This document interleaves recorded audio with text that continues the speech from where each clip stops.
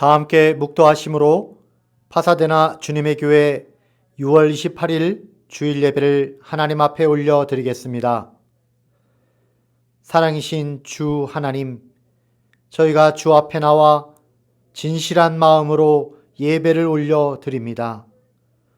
코로나 바이러스와 암울한 미래로 가득한 이 땅을 희망과 기쁨의 세계로 변화시켜 주시고 이 예배의 자리를 주님의 날개로 덮어주셔서 주님의 은혜가 가득하고 평강이 넘치는 이 시간이 되게 하여 주옵소서.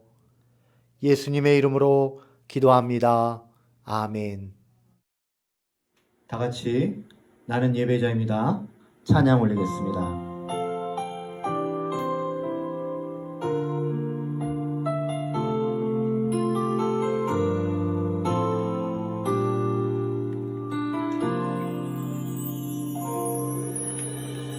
나는 하나님을 예배하는 예배자입니다.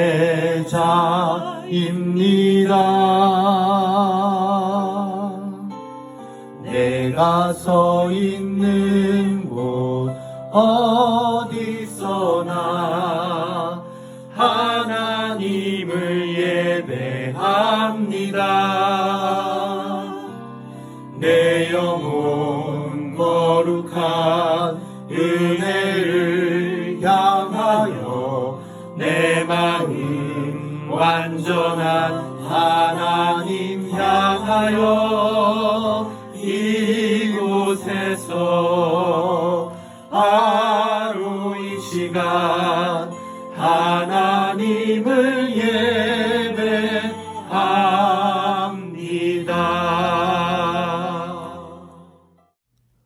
오늘은 교동문 81번 에베소서 4장을 저와 여러분이 함께 봉독하여 올리겠습니다.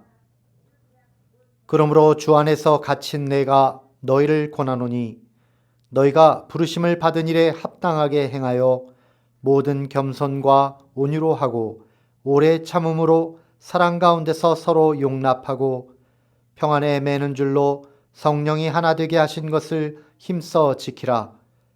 몸이 하나요 성령도 한 분이시니 이와 같이 너희가 부르심의 한 소망 안에서 부르심을 받았느니라.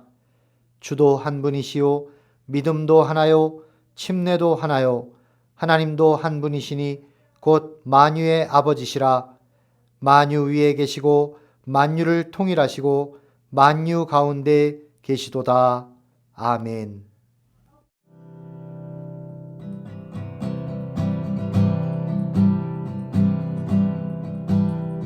성령이여 임하소서 메마른 나의 심령 위에 주님의 은혜에 단비 내려 나 흠뻑 적셔 주옵소서. 주의 권세 주의 능력 지금 이 시간 임하셔서 악한 권세 모두 깨뜨리고 주님 나라 임하소서. 영광 할렐루야. 예수의 그 피가 내게 승리 주네. 구원이 되시네. 영광 할렐루야. 예수의 능력되네. 소망이 되시네. 성령이여 임하소서 메마른 나의 심령 위에 주님의 은혜에 단비 내려 나 흠뻑 적셔 주옵소서. 주의 권세 주의 능력 지금 이 시간 임하셔서 악한 권세 모두 깨뜨리고 주님 나라 임하소서. 영광 할렐루야. 예수의 그 피가 내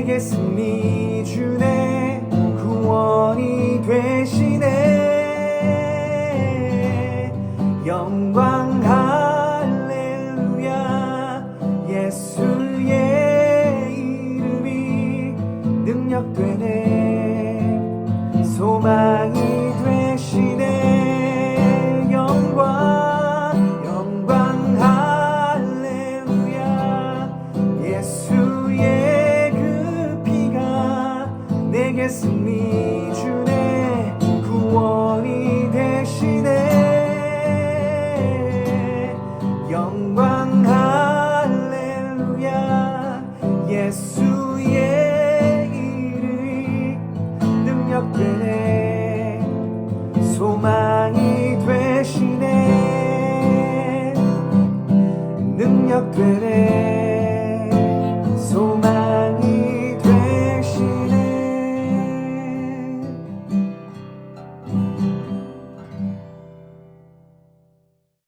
하나님 아버지, 이 주일 아침 각자 집에서라도 예배 올릴 수 있게 해주셔서 감사합니다. 저희 교회 식구들과 예배당에 함께 모여 하나님께 예배 올리는 날이 하루빨리 올 수 있기를 간절히 바랍니다. 이제는 집에서 지낸 시간들도 꽤 되어서 정신적, 육체적으로 지쳐가고 있습니다. 코로나 이후에 많은 것들이 변화되고 있습니다. 이 상황에서도 하나님의 말씀을 더욱 묵상하고 더욱 매달리며 간구하는 저희가 되기를 바랍니다. 오직 하나님만이 이 힘든 시간을 끝낼 수 있다는 것을 저희는 믿고 또 그 시간이 곧 오리라 믿고 기다립니다.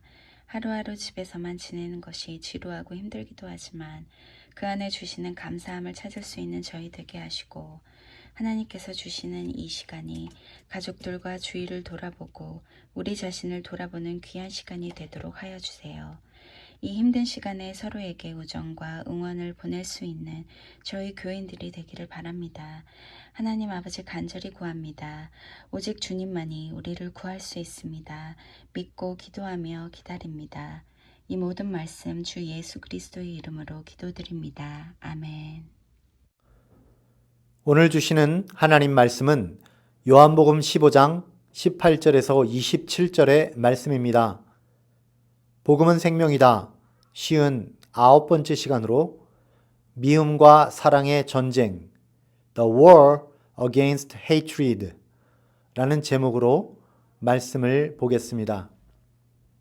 18절로부터 한 목소리로 봉독하여 올리겠습니다. 세상이 너희를 미워하면 너희보다 먼저 나를 미워한 줄을 알라. 너희가 세상에 속하였으면 세상이 자기의 것을 사랑할 것이나 너희는 세상에 속한 자가 아니요 도리어 내가 너희를 세상에서 택하였기 때문에 세상이 너희를 미워하느니라. 내가 너희에게 종이 주인보다 더 크지 못하다 한 말을 기억하라. 사람들이 나를 박해하였은즉 너희도 박해할 것이요 내 말을 지켰은즉 너희 말도 지킬 것이라.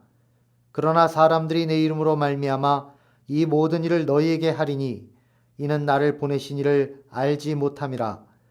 내가 와서 그들에게 말하지 아니하였더라면 죄가 없었으려니와 지금은 그 죄를 핑계할 수 없느니라. 나를 미워하는 자는 또 내 아버지를 미워하느니라.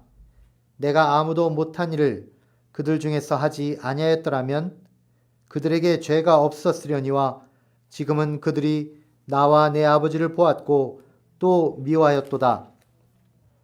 그러나 이는 그들의 율법에 기록된 바 그들이 이유 없이 나를 미워하였다 한 말을 응하게 하려 함이라.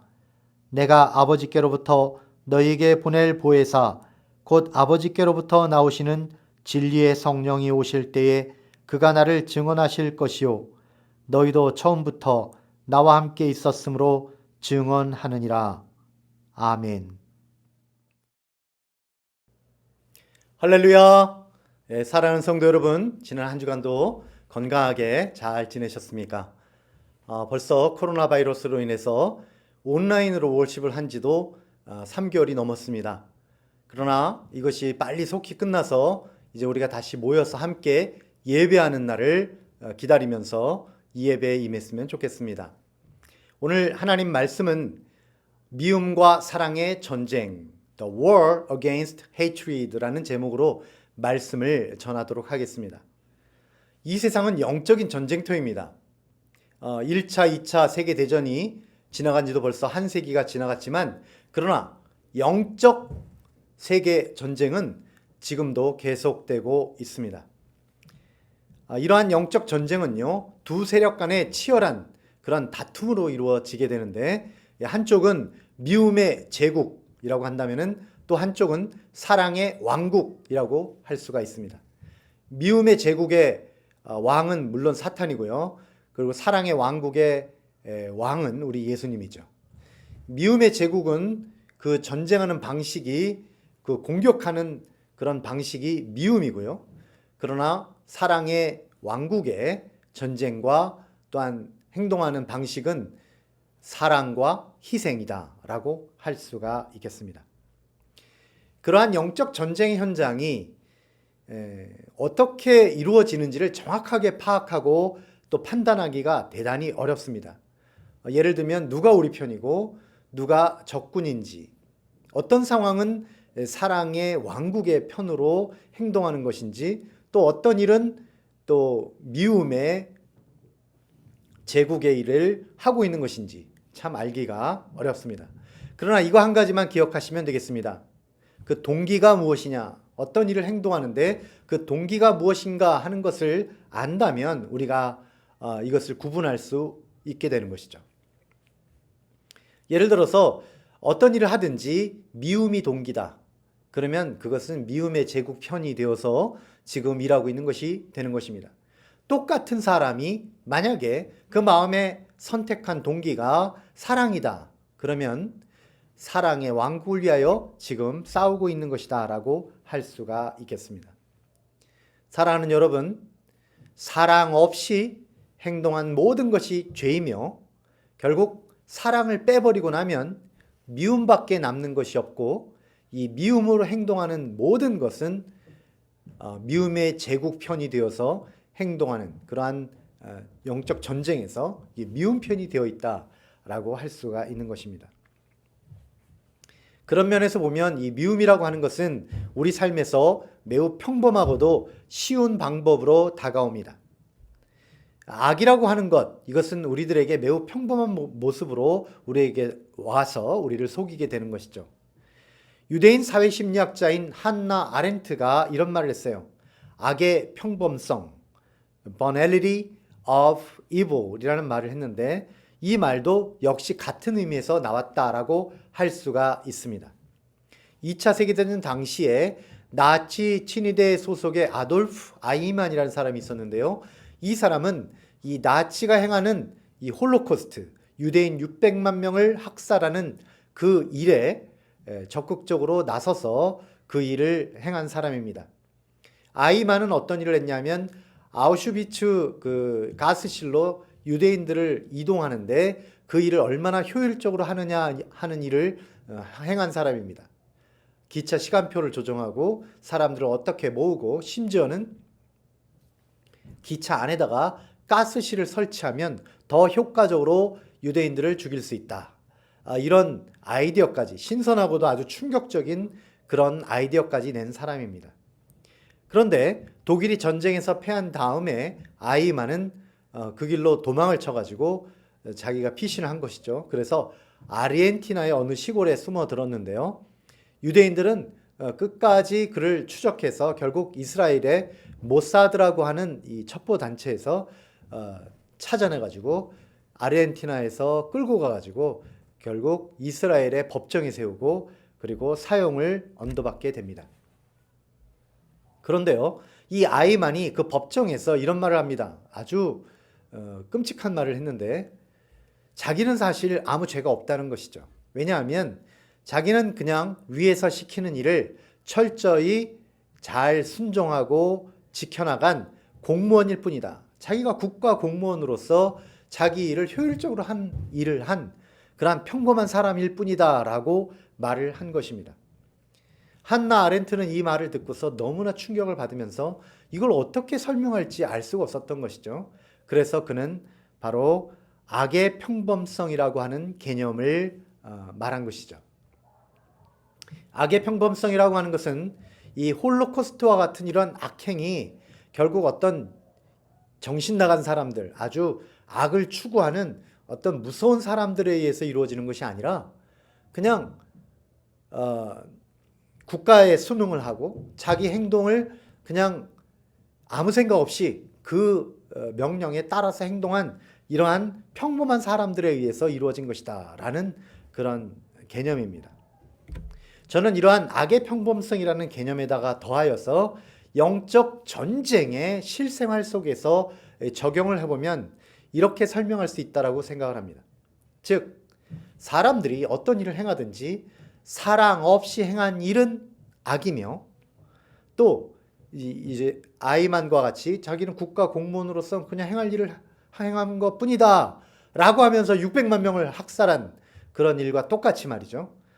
사실 그 마음속에 깊은 곳에서는 인간으로서 마땅히 해야 할 사랑, 그 사랑이라고 하는 것을 마음속에서 제거한 결과다라고 저는 생각을 합니다.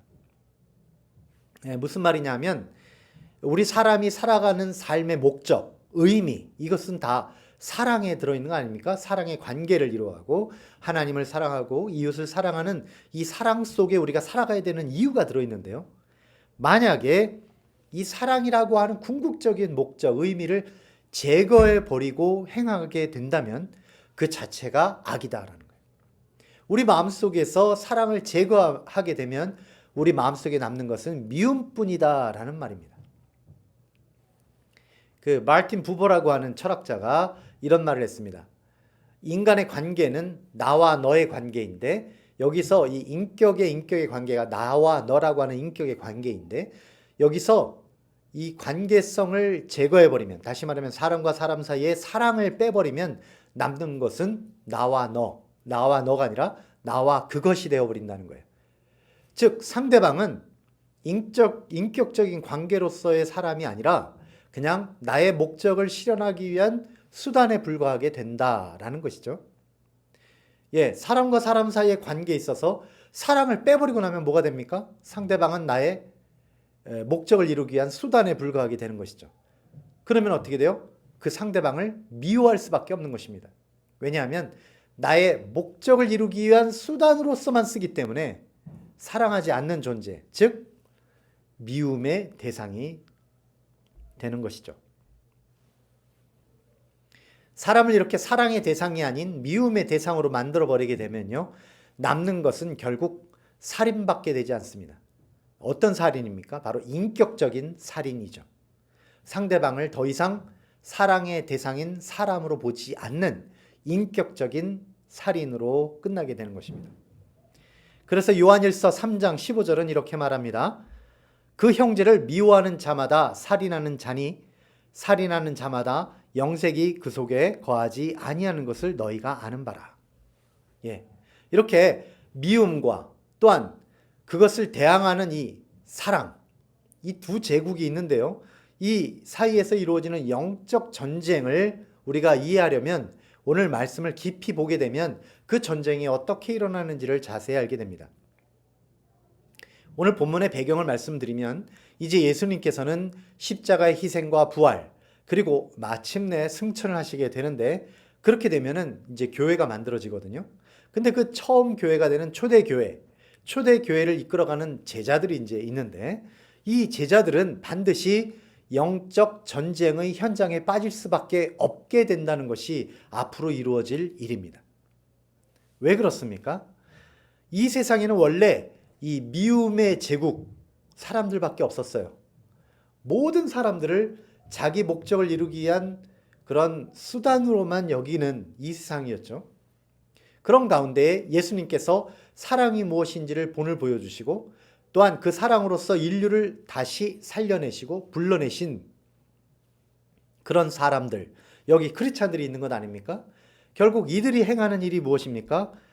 이들은 예수님의 사랑, 곧 하나님의 그 사랑을 전하는 일을 하게 되는 것이죠. 그러면 하나님의 나라가 서게 되고 이 사랑의 법이 이 세상 가운데 퍼지게 되는 것입니다. 그러면 이 세상에는 두 개의 나라가 서게 되는 것이죠. 하나는 사랑 없는 미움의 나라, 또 하나는 사랑의 나라, 이렇게 두 가지가 서게 되는 것이죠. 그러면 당연히 영적 전쟁이 일어나게 되는 것입니다.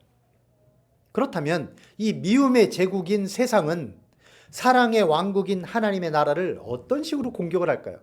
이제 두 나라가 싸우게 되는데 미움의 제국에서는 어떤 식으로 공격을 하게 될까요? 예수님은 바로 이 점을 가르쳐 주시면서 오늘 본문을 시작하십니다. 18절 말씀 앞부분을 보면 이렇게 되어 있습니다. 세상이 너희를 미워하면 if the world hates you. 다시 말하면 the world hates you. 세상이 너를 미워한다. 이렇게 말씀하신 것입니다. 세상은요, 하나님의 자녀들을 공격을 하는데 그 공격하는 무기, 그것은 그들의 생활 양식 그대로입니다. 그것은 바로 미움입니다. 미움이라고 하는 것은 바로 사랑이 없는 상태라고 말씀을 드렸죠. 자, 이러한 세상이 가지고 있는 그러한 미움이라고 하는 그런 세계관, 그 사상을 대표하는 경우가 바로 오늘날에는 무엇이냐면 무신론입니다. 그리고 그것을 지지해주는 근거가 바로 진화론이죠. 진화론에 대해서는 할 말이 많이 있지만 그냥 진화론을 간단하게 설명을 하자면은 그 핵심 내용은 두 가지인데 하나는 돌연변이고 또 하나는 적자생존입니다. 그러나 이제 간단하게 말씀드리면 이 적자생존은요, 먼저 이 돌연변이 같은 경우는요, 연력학 제2법칙이라고 하는 그 우주의 모든 것은 점점 더 질서가 없는 쪽으로 간다라고 하는 것에 위배되는 말도 되지 않는 그런 법칙이고요. 그런 이론이고요.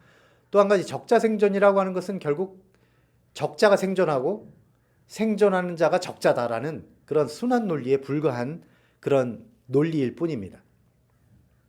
그런데 오늘 여기서 제가 진화론의 이야기를 하는 것은 이런 것입니다. 큰 그림에서 보았을 때 인류의 영적 전쟁이 일어나는 데 있어서 진화론이 어떤 역할을 했는가라는 것을 역사적으로 잠깐만 파악을 해보기 위해서입니다. 공산주의를 시작하게 된 칼 마르크스가 자본론이라는 책을 썼는데 그 안쪽 표지에 뭐라고 되어 있냐면 이 종의 기원이라고 하는 책을 쓴 찰스 다윈에게 감사한다라고 썼습니다. 다시 말하면 그가 이루어낸 논리, 계급투쟁이라고 하는 논리의 그 근간이 되는 것, 그 논리를 뒷받침하는 것이 바로 진화론이었다라는 말입니다. 그리고 철학자 니체는요, 마침내 신은 죽었다라고 하면서 19세기를 끝내면서 20세기에는 이제 신이 죽은 그 인간의 시체, 전쟁을 보게 될 것이다 라는 예언을 했는데 실제로 그렇게 일어나게 되지 않았습니까? 그런데요, 이 니체를 찬양한 사람이 있어요. 니체의 사상을 너무 좋아했던 사람, 신 없이 살아가는 그 삶에 대해서, 그리고 진화론적으로 강한 자가 살아남는다라는 그 사상을 좋아한 사람이 누구냐? 감명을 받은 사람이 아돌프 히틀러입니다. 그래서 히틀러는 우리 독일 민족, 아리안 민족이 세계에서 가장 진화된 존재이고 우리는 살아남아야 되고, 그리고 가장 덜 진화된 하등한 민족인 유대인은 완전히 없애야 된다. 그래서 600만 학살이라고 하는 홀로코스트를 하게 된 것입니다. 오늘날에 많은 사람들을 고통 속에 빠뜨리게 되는 이 인종혐오, 미국 땅에서는 인종혐오가 아주 큰 문제가 되지 않았습니까? 그런데 이것도 사실 그 기원을 따지고 보면은 진화론적 사상과 교육에 따른 결과입니다. 사람을 이렇게 차등을 두는 거예요.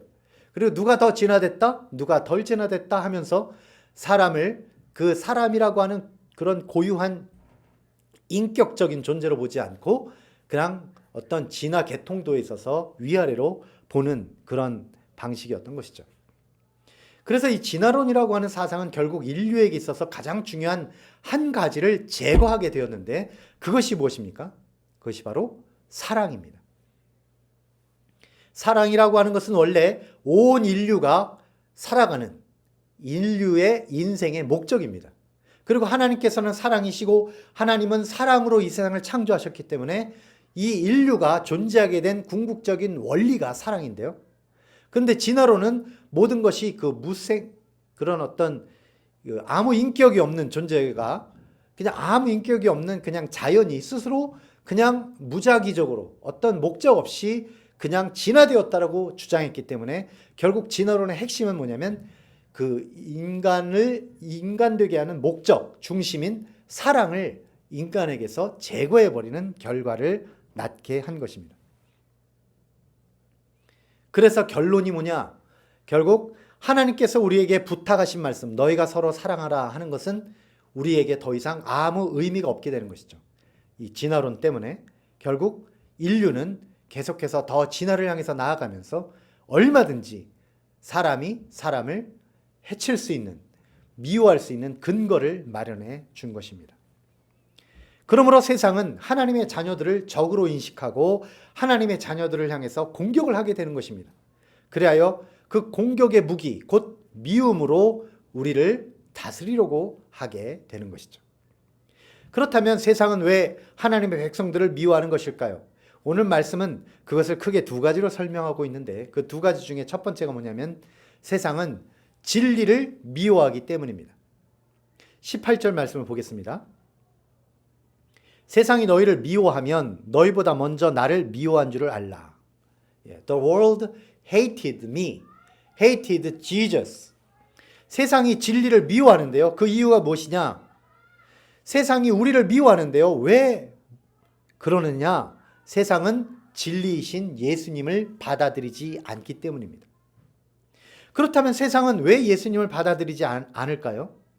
세상 사람들이 왜 창조주이신 하나님을 자꾸만 거절하고 그 곁을 떠나려고 할까요? 저는 그게 참 궁금합니다. 왜 그러냐?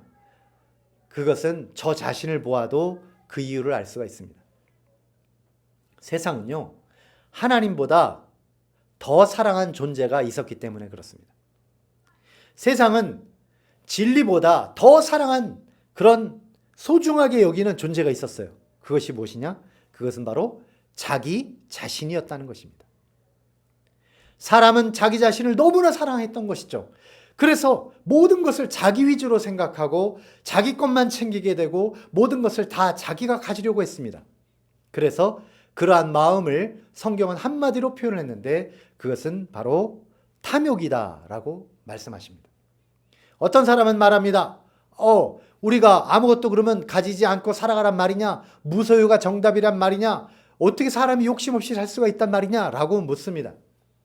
그러나 여러분, 탐욕은 그냥 가지고 사는 것, 자기가 뭔가를 가지고 사는 것이 탐욕이 아닙니다.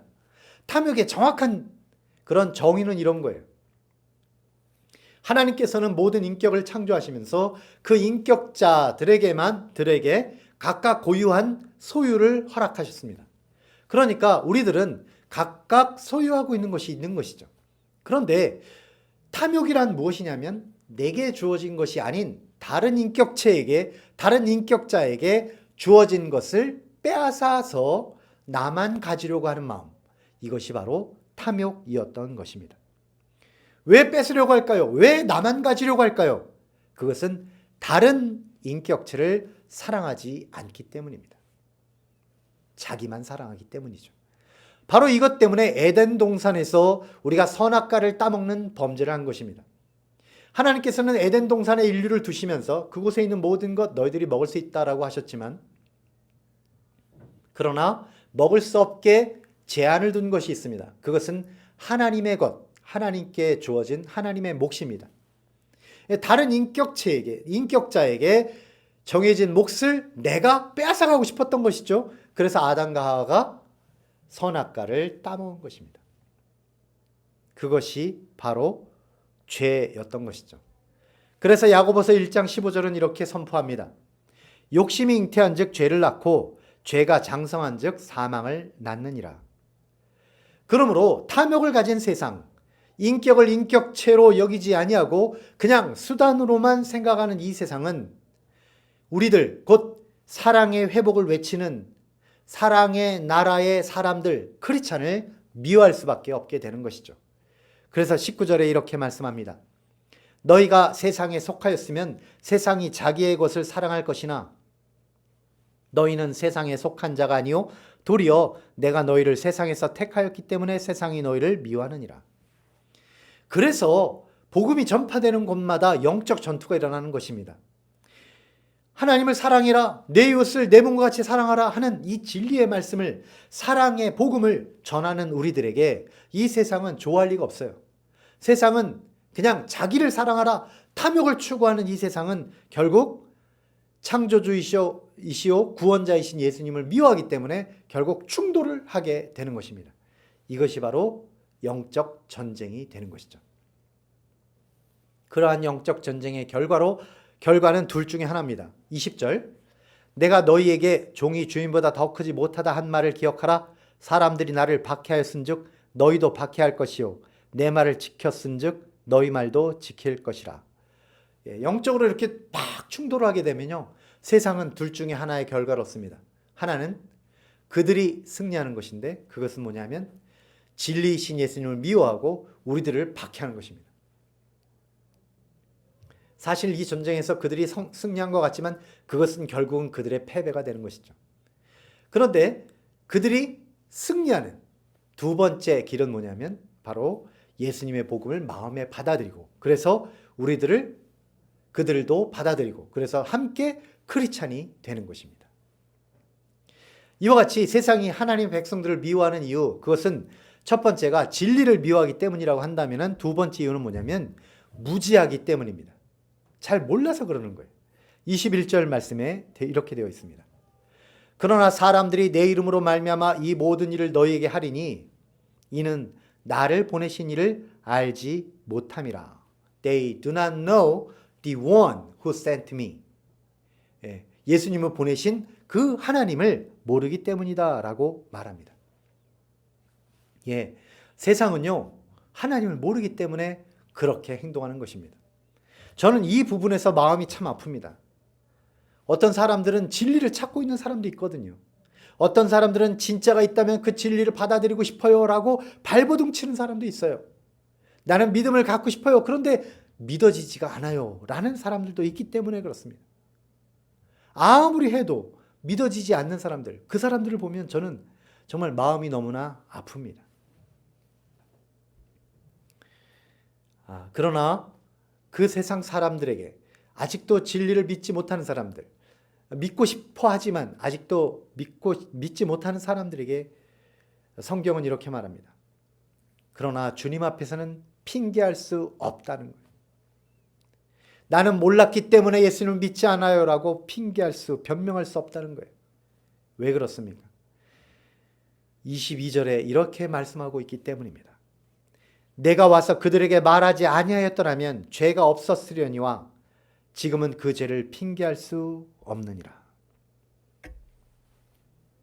예수님은 그들에게도 말씀하셨습니다. 예수님은 이렇게 말씀하시고 계십니다. 요한계시록 3장 20절, 볼지어다 내가 문 밖에 서서 두드리노니 누구든지 내 음성을 듣고 문을 열면 내가 그에게로 들어가 그와 더불어 먹고 그는 나와 더불어 먹으리라. 진리를 알고 싶다고, 예수를 믿고 싶다고 발버둥 치는 분들은 기억하십시오. 사실은 예수님께서 먼저 당신에게 와서 그 마음의 문에 와서 노크하고 계시다는 사실입니다. 당신이 마음의 문만 열면 주님을 맞아들일 수 있고 주님과 함께 교제하며 이 진리 안에서 사랑으로 살아갈 수가 있습니다. 물론 어떤 사람은 그 진리이신 주 예수님을 만나려고 하지만 아직도 만나지 못한, 곧 만나가는 과정 속에 있는 사람도 있습니다. 며칠 전 저희 아들 피터가 학교 선배되는 한 형과 오랫동안 전화를 했습니다. 통화를 했는데 그 주제가 뭐냐면 예수님을 믿는 믿음에 관한 것이었습니다. 우리 아들이 한참을 복음을 전했어요.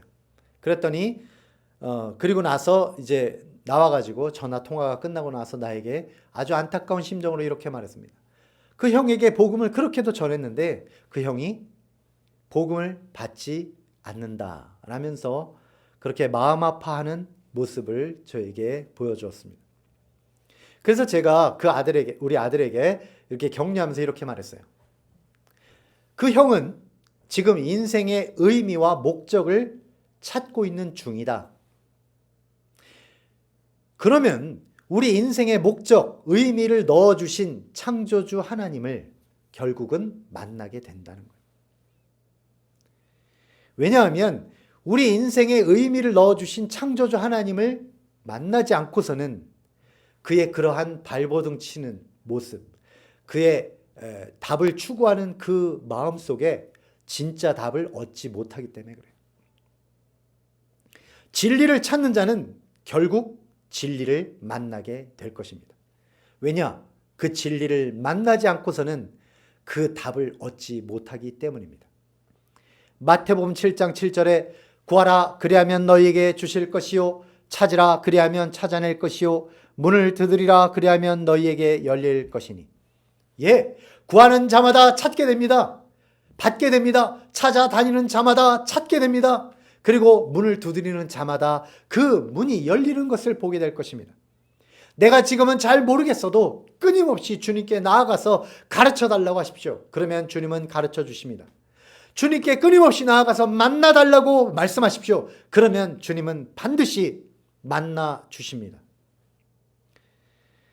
이렇게 비록 세상이 우리를 공격하고 미워하고 있지만은 여전히 그 안타까운 상황에 놓여 있는 이 세상을 향해서 우리가 할 일, 우리가 행하는 영적 전쟁은 곧 무엇입니까? 그것은 바로 우리의 사랑의 방식으로 공격하는 거예요. 이렇게 복음을 전해주는 거예요. 이렇게 사랑으로 그들을 대하는 것입니다. 그런데 그 구체적인 사랑의 공격 방식, 그것을 오늘 본문 말씀은 이렇게 말하고 있습니다. 여러분은 이 공격하면은 약간 오해를 합니다만, 이런 십자군, 옛날에 잘못했던 그런 십자군 전쟁처럼 사람들을 찾아가서 그들을 죽이고 그들을 막 발로 누르고 그런 것이 그런 우리의 공격 방식이라고 착각하지만, 진짜 우리의 사랑의 전진의 방식은 이런 것입니다. 두 가지 방식인데, 하나는 성령의 뜻에 순종하는 것입니다. 26절, 내가 아버지께로부터 너에게 보낼 보혜사 곧 아버지께로부터 나오시는 진리의 성령이 오실 때에 그가 나를 증언하실 것이요. 성령은 우리 각 사람 위에 거하시고 또한 우리의 공동체 안에 내주하시는 하나님이십니다. 하나님의 영이신 성령님은 우리의 마음에 감동하셔서 성경을 잘 이해하게 하시고 진리를 따르게 하시고 또한 예수님을 사랑하게 하시고 이웃에게 사랑을 베풀게 하십니다. 그러므로 사랑하는 여러분, 성령께서 여러분 마음에 뭐 감동하시잖아요. 그러면 거기에 순종하시면 됩니다. 그 뜻대로 행하시면 돼요. 그분이 말씀하시는 것처럼 말하십시오. 그것이 바로 우리의 영적 전쟁의 방식이라는 것입니다. 물론 그게 쉽지는 않습니다. 예를 들어서 부부싸움을 할 때 배우자가 당신을 몹시 화나게 하면은 여러분이 사랑으로 대하기가 쉽습니까? 안 되잖아요.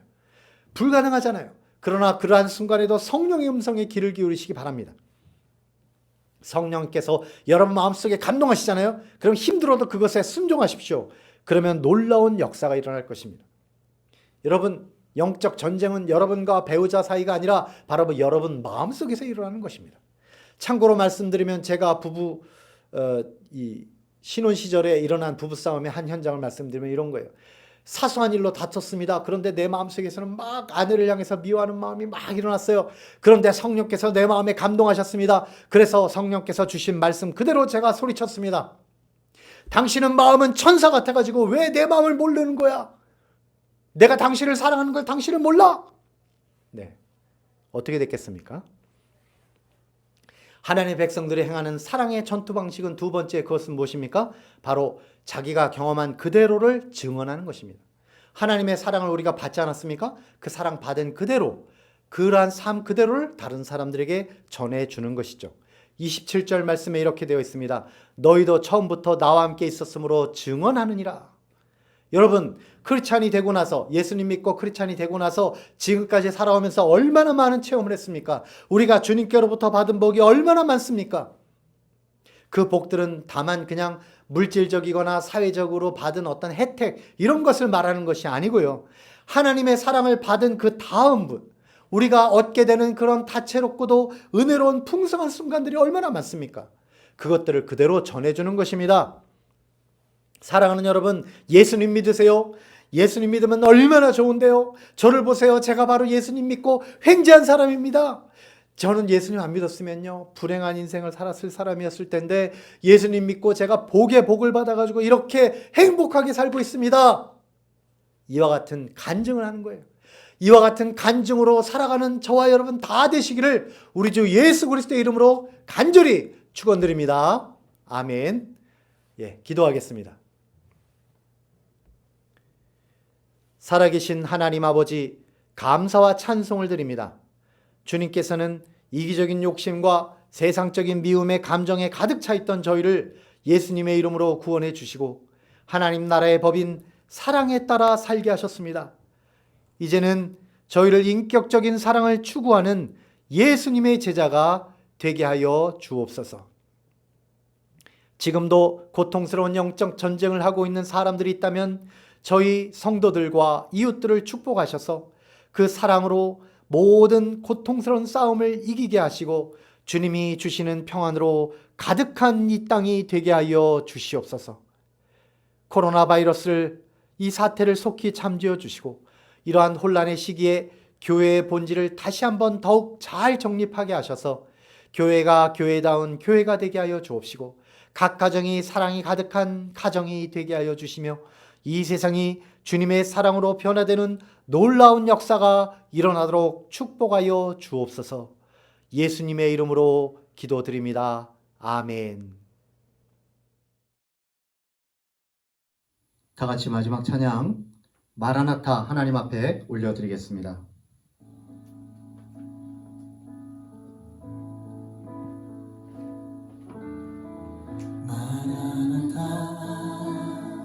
주 예수여 어서 오시옵소서. 땅의 모든 끝 모든 족속 주를 찬송하게 하소서. 마라나타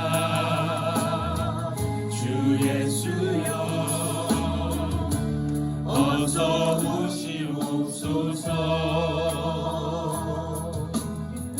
모든 영광이 주께 돌아와 춤추며 경배하게 하소서. 우리 주님 다시 오실 길을 만들자. 십자가를 들고 땅끝까지 우린 가리라. 우리 주님 하늘 영광 온 땅 덮을 때 우린 땅끝에서 주를 맞으리. 마라나타 마라나타 아멘. 주 예수여 오시옵소서. 마라나타 마라나타 아멘. 주 예수여 오시옵소서. 이제 축도로서 모든 예배를 마치겠습니다.